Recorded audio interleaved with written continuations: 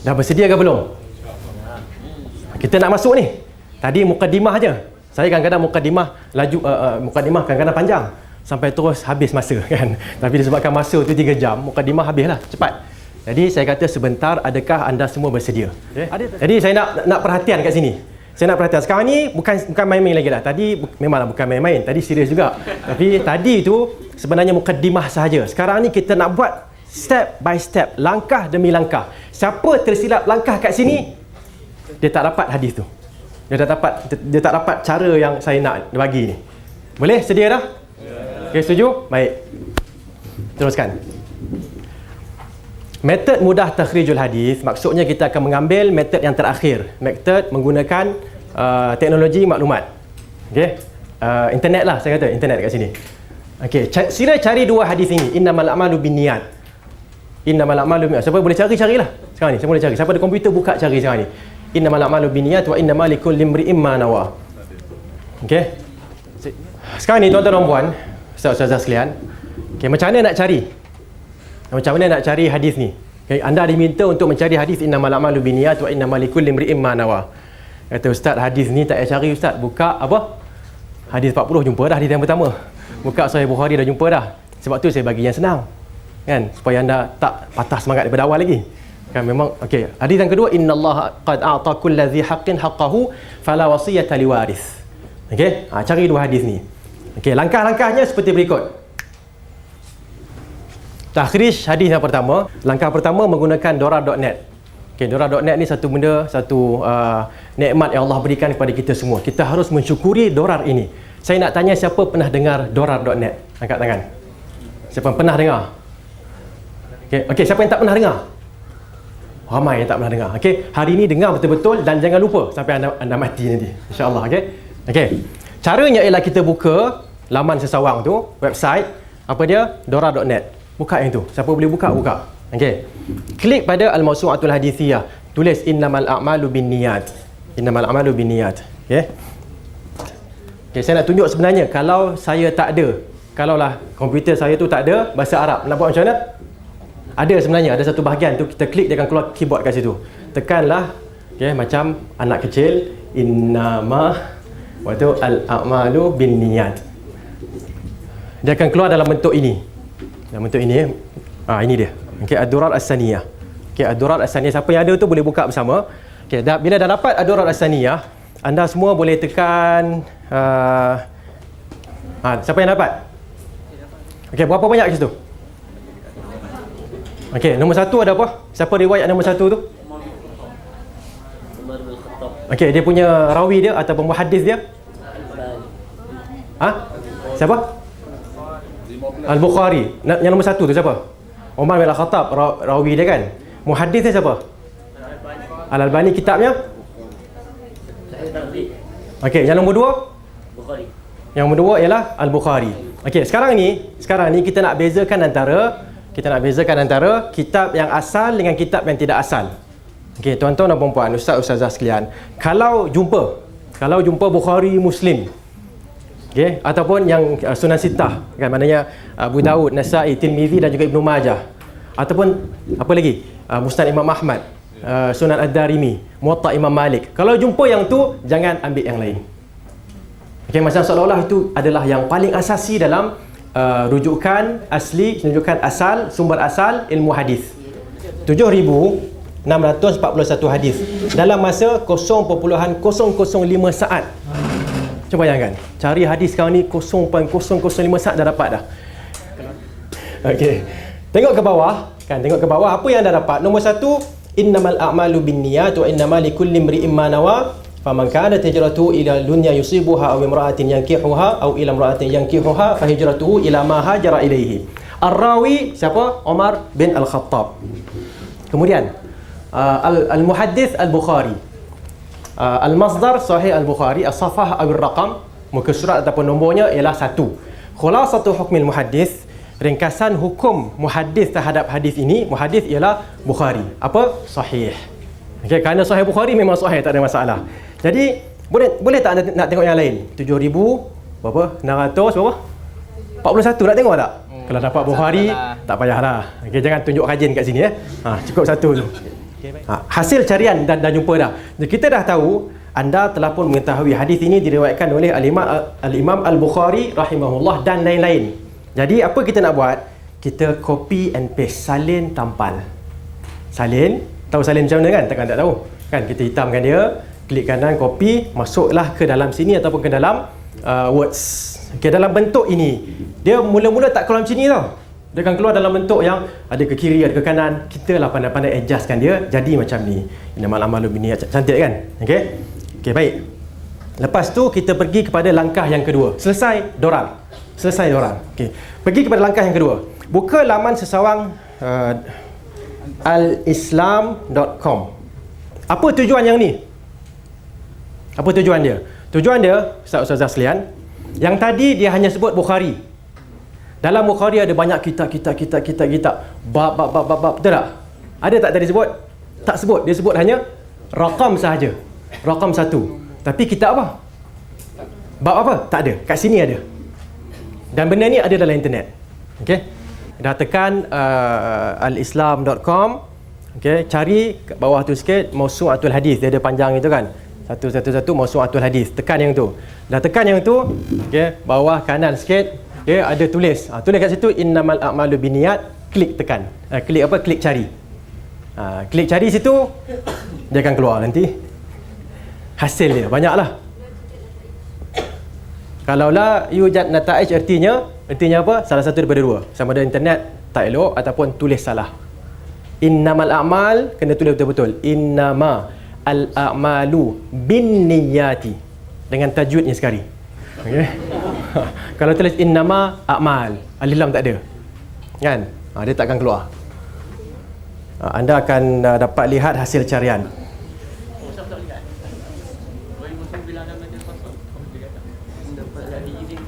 Okey, cantik. Okey, klik pada, saya kata apa Klik pada hasil yang pertama, Al-Mazid. Dekat hasil yang pertama tu, kat hujung dia ada tulis Al-Mazid. Tengok betul-betul, besarkan sikit. Okey kan, ada tulis Al-Mazid, klik pada yang tu.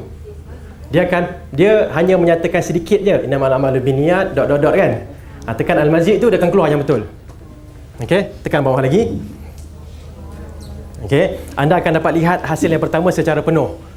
Kan dia satu je kan, hadis tu kan Bukhari sahaja kan. Okey, apa yang anda kena buat lepas itu ialah salin dan tampal sehingga jadi begini. Salinkan balik, copy. Okey, klik kanan tu save as kan. Copy lah ataupun copy. Kemudian pergi ke mana? Notes ke mana ke ataupun words, paste kat situ. Bila dah paste, back key lah sikit. Back key sehingga jadi maknanya bila masuk mula-mula dia tak macam ni. Kan, so back key sikit dia akan jadi begini. Akhirnya Sahihul Bukhari, Kitabu Bad'il Wahyi, Babu Bad'il Wahyi, Safah 3. Bismillahirrahmanirrahim, Kitabu Bad'il Wahyi, Babun Bad'ul Wahyi. Qala Syekhul Imamul Hafidhu Abu Abdillah Muhammad bin Ismail bin Ibrahim dengan sanadnya semua sekali lah kan. Okey, teruskan. Kemudian qala haddatsana Al-Humaidi Abdullah ibn Zubair qala haddatsana Sufyan qala haddatsana Yahya sampailah kepada sami'tu Umar bin Al-Khattab radhiyallahu anhu 'ala al-minbari qala sami'tu Rasulullah sallallahu alaihi wasallam yaqul innamal a'malu binniyat. Sampailah kepada akhir fa hijratuhu ila ma hajara ilaihi. Dah ada kat mana sekarang ni benda ni? Dah ada dalam words kita. Betul? Cantik. Okey. Lepas tu takhrij hadis pertama, langkah kedua masih lagi nombor 9. Baiki. Dah ada tadi baiki. Tadi kitab kat atas kan. Sahih Bukhari, Kitabu Bad'il Wahyi, Babun Bad'ul Wahyi. Sekarang kita nak ubah sikit. Kena ikut yang prosedur kita di UKM dan insya-Allah di universiti lain juga. Letaklah innamal a'malu binniyat wa innama likulli imri'in ma nawa, macam ni. Okey, bawahnya sebutlah rawahul Bukhari fi sahihihi ataupun rawahul Bukhari fi sahih, tak kisah. Okey, Kitabu Bad'il Wahyi, Babun Bad'ul Wahyi ataupun Babu Bad'il Wahyi, raqam 1. Nampak tak? Kita dah susun dah. Dah susun, cantik, selesai. Sekarang ni langkah ketiga. Selesai langkah pertama, selesai langkah kedua. Langkah pertama tahu tak kenapa? Kalau saya tak nak tanya tiba-tiba kan, saya tak jelaskan pun. Tapi kalau saya nak tanya juga, kenapa perlu langkah pertama? Kenapa perlu langkah pertama? Kenapa? Tak apa, salah pun tak apa dalam kelas ni. Langkah pertama nak dapatkan hadis penuh. Nak dapatkan hadis tu sebanyak mungkin. Okay, dan itu adalah cara yang paling orang kata agresif. Tekan tu dia akan keluar 1,500, 6,000, 7,000. Okey. Lepas tu baru kita ambil. Lepas tu dah dapat yang pertama, kita dah tengok siapa yang riwayat Bukhari, Muslim, siapa ramai ni, kita ambil satu, ambil Bukhari. Lepas itu kita nak tengok bab mana, kitab mana. Itu adalah langkah yang kedua.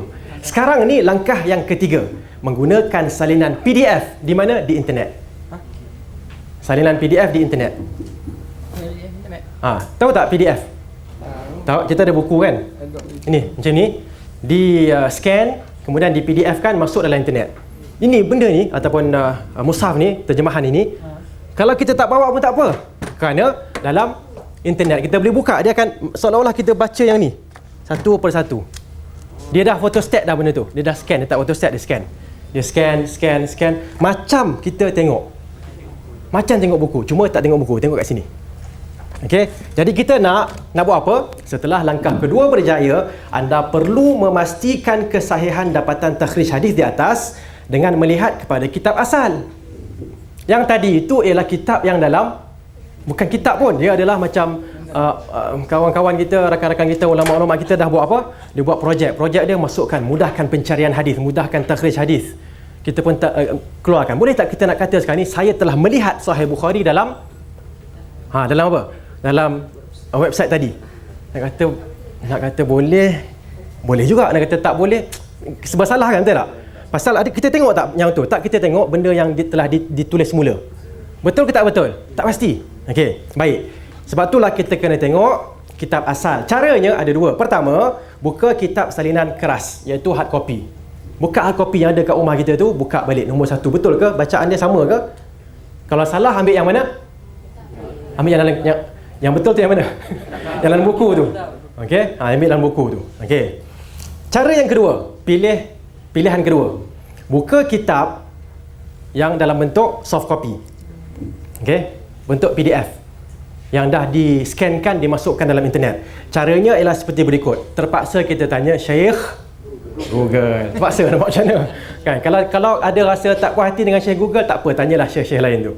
Okey, dalam pencarian. Buka yang tu, tulis yang ni. Tulis Sahih Al-Bukhari, sebelah dia PDF. Okey, kalau nak tulis Arab boleh juga BDIF. Boleh juga kan? Tapi senang macam itulah. Tulis Sahih Al-Bukhari. Lepas tu tekan apa dia panggil ni? Space bar, tekan langkah.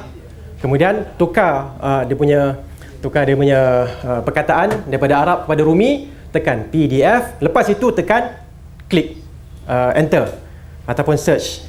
Anda akan dapat lihat hasil carian. Okey.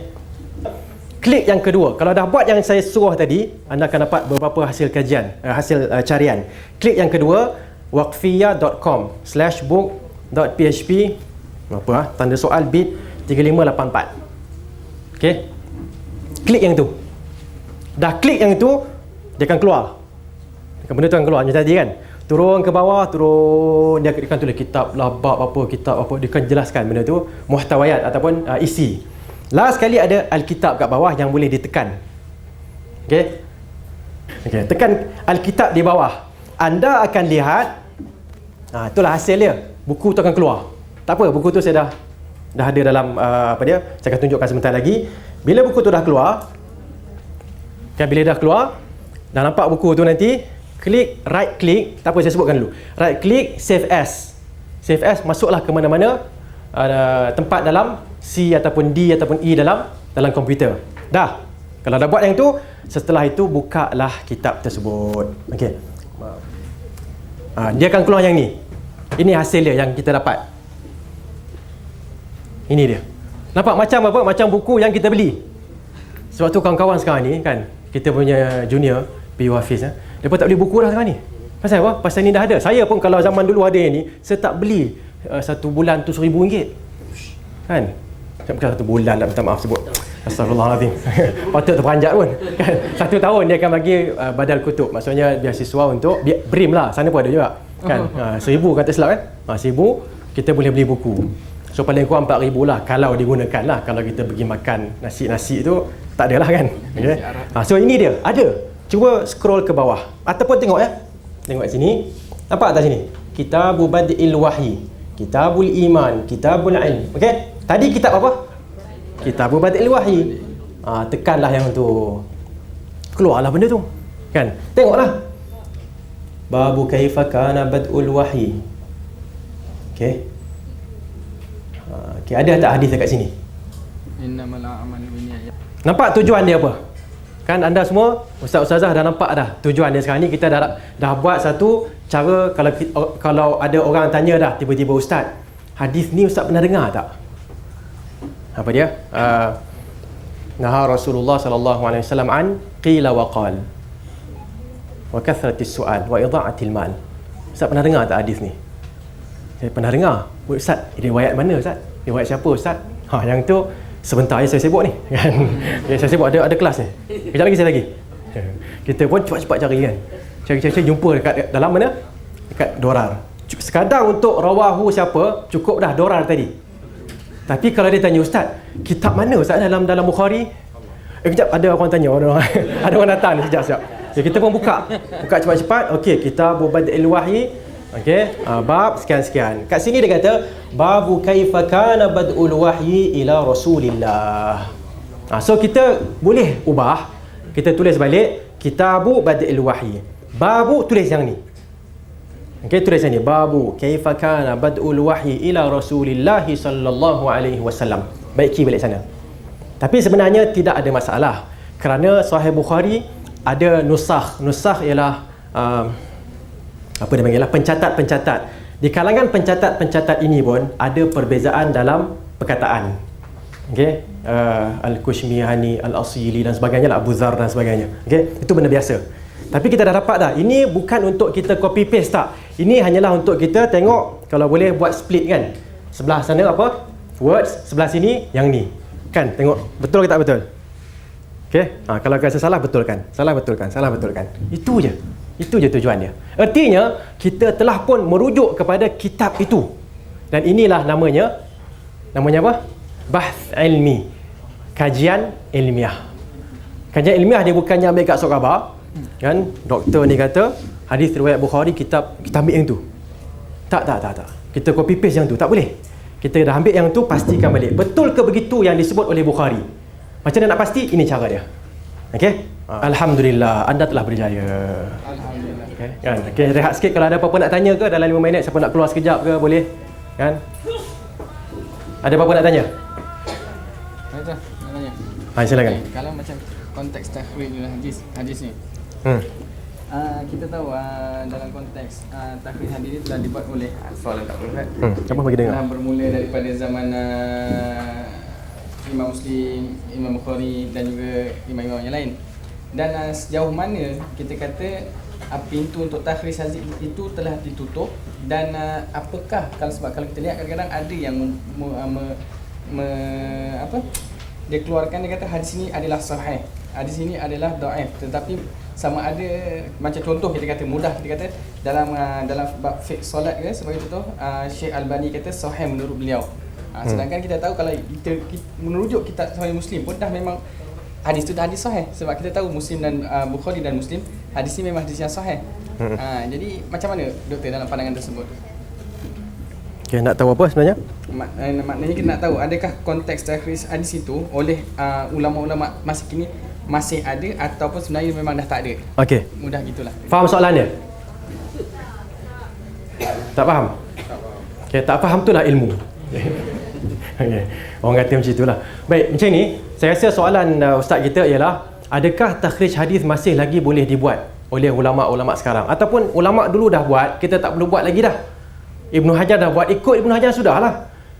Okay, Tirmizi dah buat, ikut Tirmizi sudah. Dia kata hasanun sahih, kita pergi kata dhaif. Apa pasal? Kenapa pula? Dia kata hadithun hasan, kita kata sahih. Siapa lebih halim ni? Kan, kita ke dia? Kan? Soalan ini saya rasa dalam maksud yakin. Melayu kata rasa. Okay? Saya rasa jawapan dia sama dengan fiqh. Sama dengan fiqh. Mengeluarkan fiqh, membaca hukum, membaca ayat Quran, dalil Al-Quran, dalil hadis Nabi, kemudian kita mengeluarkan hukum ataupun istinbat, adalah satu amrun ijtihadi. Betul tak? Amrun ijtihadi. Sebab tu kalau amrun ijtihadi, siapa yang betul, siapa yang berdosa? Adakah Imam Syafi'i berdosa bila dia kata, ataupun imam lain berdosa bila mereka mengatakan sentuh lelaki perempuan tak batal? Berdosa ke tidak? Dah kita kata Imam Syafi'i kata betul, artinya yang itu salah. Bila salah artinya berdosa. Begitu ke? Tak. Bila urusan ijtihadi, yang ni betul dapat 2 pahala, yang itu pada saya, pada kita dia salah, maka dia dapat satu pahala, dia tak dapat dosa. Begitulah urusannya dalam takhrij hadis. Sama je. Sama. Dia bukannya satu benda yang dah tauqifi, maksudnya memang Allah dan Rasulullah dah tentukan hadis mana sahih tak sahih. Tak. Okey, kita, ulama kita yang menentukan ini sahih tak sahih. Al-Albani kata sahih, Syuaib Al-Naud kata dhaif. Okey, kita tengoklah mana satu. Kalau boleh tengok, kalau tak boleh tengok, kita buat apa? Tanyalah ulama lain, tanya orang lain. Mungkin dia tak ulama lah, dia mungkin ada ilmu lebih sikit, mana kat sini mana yang lebih tepat. Dia akan memberi jawapan jumhur bersama dengan salah seorang, yang Albani ataupun Syuaib Al-Naud. Contohlah kan. So kita boleh satu cara kita ambil pandangan jumhur, boleh. Kan? Walaupun tak semestinya betul, tapi boleh. Okey. Jadi itu saya rasa masih lagi berterusan. Dan kalau di zaman-zaman dahulu kita akan dapati setengah ulama mereka ambil hadis yang dhaif. Okey. Esoknya dia dapat hadis yang sahih, dia tukar pandangan dia. Seperti Al-Imam Malik rahimahullahu taala. Bila ditanya tentang takhlil al-asabi' fi wudu, kan?